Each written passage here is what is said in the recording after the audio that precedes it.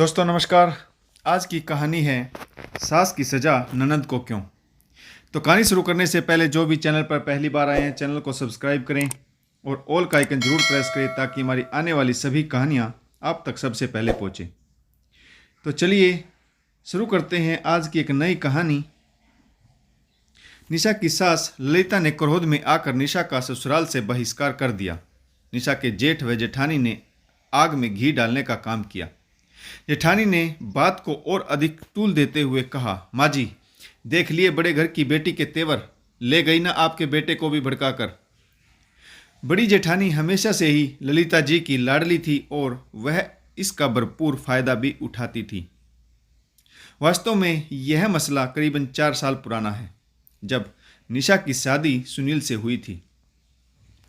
ललिता जी ने उस समय खुशी से सारे घर को अपने सिर पर उठा रखा था। शादी के महज 4 महीने बाद ही सुनील निशा को अपने साथ दूसरे शहर में ले गया, जहां पर वह नौकरी करता था। यह बात सास ललिता व जेठानी को हजम नहीं हुई और वे दोनों गुस्से से जल भुन उठी।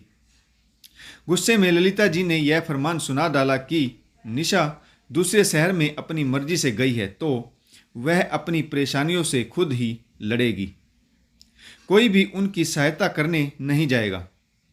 शादी के 1 साल बाद ही निशा ने एक प्यारे से बेटे को जन्म दिया, परंतु ससुराल से कोई भी सहायता के लिए नहीं पहुंचा।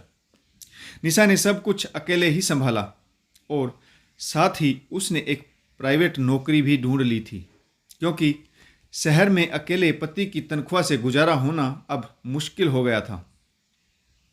निशा ने नौकरी के साथ साथ रात को भी पढ़ाई की और अपने छोटे बच्चे को भी अच्छी तरह से संभाला। यह निशा की कड़ी मेहनत का ही फल था कि जल्दी ही उसकी सरकारी नौकरी भी लग गई। परंतु भाग्य की विडंबना यह रही कि उसकी पोस्टिंग दूसरे शहर में आ गई। सुनील भी अपनी नौकरी छोड़कर उसके साथ नहीं जा सका। निशा ने अकेले ही अनजान शहर में नौकरी के साथ साथ छोटे बच्चे को भी संभाला और बहुत सारी मुश्किलों का अकेले ही सामना किया। इस बीच ससुराल की तरफ से उनके पास कोई मदद नहीं पहुंची, पर कहते हैं ना, हिम्मत करने वाले का राम हिमाती होता है। कपल केस में जल्दी ही निशा की बदली उसी शहर में हो गई जहां पर सुनील की नौकरी थी।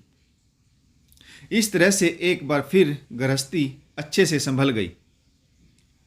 वक्त बीतता रहा और निशा का बेटा भी अब 3 साल का हो चुका था और वह भी स्कूल जाने लगा था। निशा की एक छोटी ननद थी, कविता, जो निशा की सास के पास रहती थी और वहीं पर अपनी पढ़ाई पूरी कर रही थी।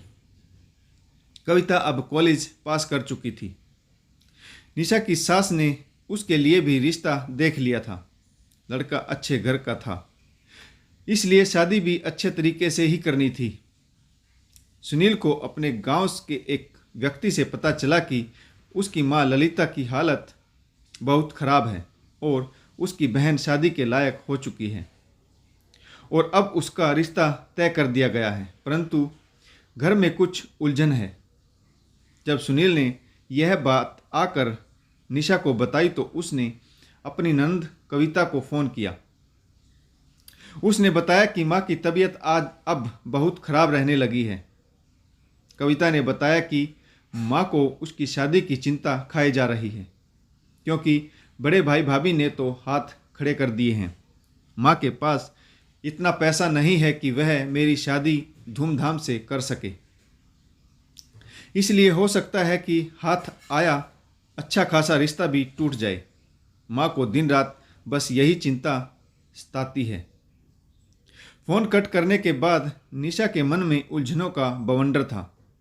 एक तरफ वह सास थी जिसने कभी उसकी परवाह नहीं की, परंतु दूसरी तरफ उसका मन यह भी कह रहा था कि सास की सज़ा ननंद को क्यों दी जाए।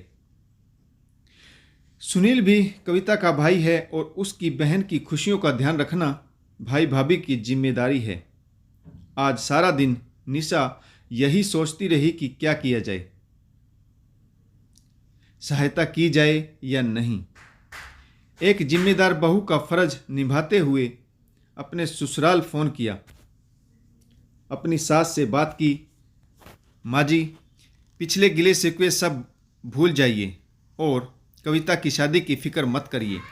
मैं और सुनील जल्दी ही गांव पहुंच रहे हैं। पैसे की बिल्कुल भी फिक्र मत करना। ललिता जी की नज़रें शर्म से झुक गई। उन्हें अपने किए पर बहुत पछतावा था। जिस लाडले बेटे और बहू पर उसे गर्व था, उन्होंने भीड़ पड़ी में हाथ खड़े कर दिए। निशा की सास ने अपने प्रदेश गए बहू बेटे का दिल से स्वागत किया और अपने पोते को ढेर सारा आशीर्वाद भी दिया। कविता के भाई भाभी ने पहुंचकर शादी की सभी तैयारियां अच्छे से की और कविता को उसकी पसंद का सारा सामान दिलवाया। उसकी शादी बड़ी धूमधाम से संपन्न हुई।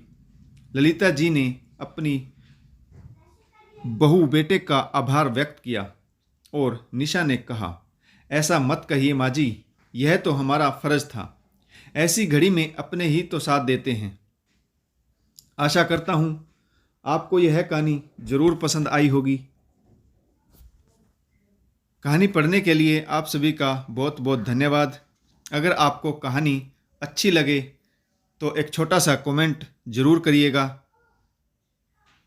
तो कहानी पढ़ने के लिए फिर आपका बहुत बहुत धन्यवाद।